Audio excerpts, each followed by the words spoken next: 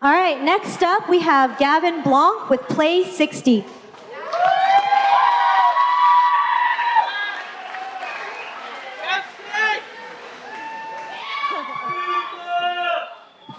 Kind of need a mic to talk.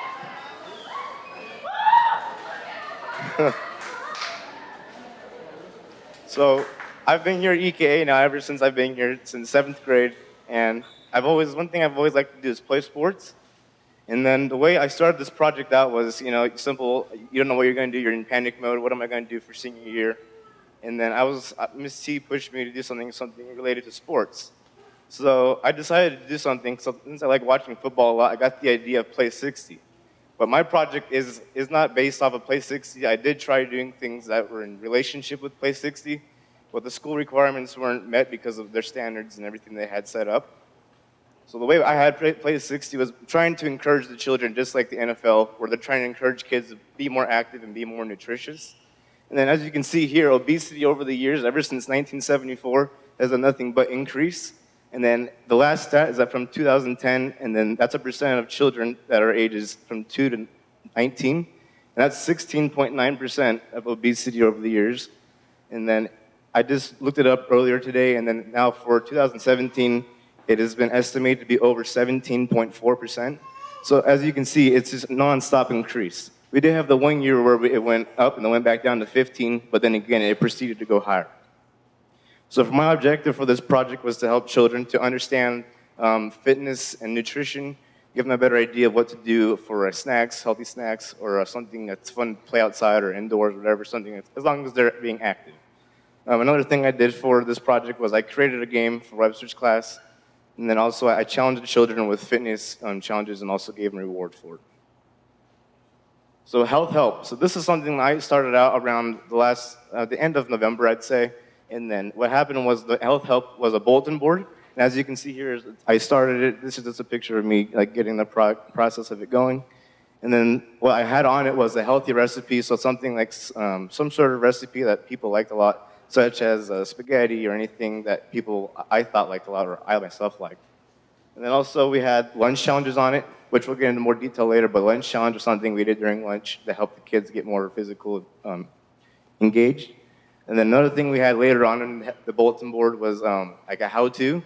So we have like a description of how the exercise works. So I think the last one was how-to planks, and then we showed like it had like a step-by-step how to properly do the exercise itself. And then another thing we had was I had like a big healthy event happening around the city of Las Vegas or Henderson. Something I had was a baseball tournament they had as part of the county, and then also we had things such as classes and brochures as well. So as you can see here, at the far left is where I would have the healthy event around the city. But for this month, I had a brochure of the rec center I work at, and what we do there is we have different classes such as dance classes, sports classes, and just trying to show people what they can actually do besides sit around at home all day. And they can go to any rec center, they can do dance classes or sports classes, anything until they like. Another thing we had was in the middle, you can see for this month was healthy chicken noodle soup. And then that was the healthy recipe that I had that was something that I knew from childhood that people liked a lot. And then to the right of it in the packet, I would have like smaller recipes so you could take home, and then you can show your parents, hey, this is how you do it. This is the correct healthy ingredients you need. And then all the way to the far left, underneath that would be the health event, would be the list of 5K walks around the city of Las Vegas. And then I put usually about 3 to 4 on there just so you can have, if you miss one, there's another one coming up on another day. And then below the healthy recipe would be the lunch challenges. So I had like a little counter for the month. So every month I would redo this, at least I would try to redo this. And then I would have 3 new exercises for every month. And then here at the bottom right, you can see it says how to squat. So that was one of the exercises we did. And I'd also try including a picture showing like what the formation should look like. So toilet talk. So toilet talk was something that was introduced by Miss Lance. It was actually a very, very good idea, very good hit for us. What it was is that we had to take, for me, my part was I had to write a paragraph about health and nutrition-wise, something with fitness. So one month I did, because we did a new one, like an issue, like a newspaper issue. And then 1 month I did was like swimming. I did something about water, like why water is so important to drink. And I just had a new one every month I tried mixing it up so it wouldn't be just strictly fitness or nutrition. It was all trying to be mixed up. So then, it's like I said, we have one new every month. And then another thing I did was my big event. My big event was I had a lot of different big event ideas. Some of them they didn't really benefit the school as much as they could have. But the one I started struggling a lot with was like after we talked and discussed with my teacher, Miss T, I didn't really know what to do with my big event. So then she suggested, hey, why don't you do something with the wellness fair, having kids come in learning about nutrition and fitness. And so what I did was because I went up to Miss Matson and she said the idea is already taken by Maisie and Sydney. And then Miss T said, why don't you go ahead and try teaming up with them and doing it together. So then that's what I did. My part was I had to have three booths. And the 3 booths for me were nutrition, yoga, and then an athlete. So here is my yoga booth. I was instructed by Miss Kino. And then what it was is just simply doing exercise, yoga movements that were good for you. This is the CSN athletic athlete. And then what it was my main goal was to have someone that was an athlete that knew like what to do for physical activity such as baseball, football, any kind of sport. Just trying to get someone in to show kids like what they do for nutrition, what they do to train for the event. And this is the setup. For the nutrition booth, we actually did not have one because I didn't make enough contacts. I had a few in mind, but the person I had last contacted wasn't able to show up for it. But this is the setup that we had for the wellness for at least half of it. So the next thing is creative game. So for creative game was something I did with Webster. It kind of substituted as my own like seminar, so I was teaching something new every week to the kids. And then what it was I had to either find a really creative, fun game for the children, or also just create a game. And then I did this every week, and then whether we were inside or outside, I had to try making adjustments to the game that would make sense. So since we're inside, we'd be inside here in the multi-purpose room, so we have to keep in mind we can't have any balls flying up in the ceiling, breaking lights or anything like that. So if it's outdoors, it's basically do whatever you want, go crazy with it. So some of the games I did was Baskootball, Spud, and Tic-Tac-Toe Rally. So the first picture here is a picture of one of my favorite games I created. This is one I actually created and didn't find on the website. It was, what I did was one of my 2 favorite sports to play is basketball and football. And then what it was is I took, I thought about the idea and I took a basketball court and then I said, why don't we play football using a basketball court with also the basketball hoops. So we had few smaller rules added to it. But it basically was having the kids with helping out with their passing and catching skills, also with their target as well. So what they would do is they had to take a certain amount of steps, which was 3 steps, and then after the 3 steps, they had to either take a shot or pass it to another teammate. This is another very popular game that we did that the children liked a lot, was a tic-tac-toe relay.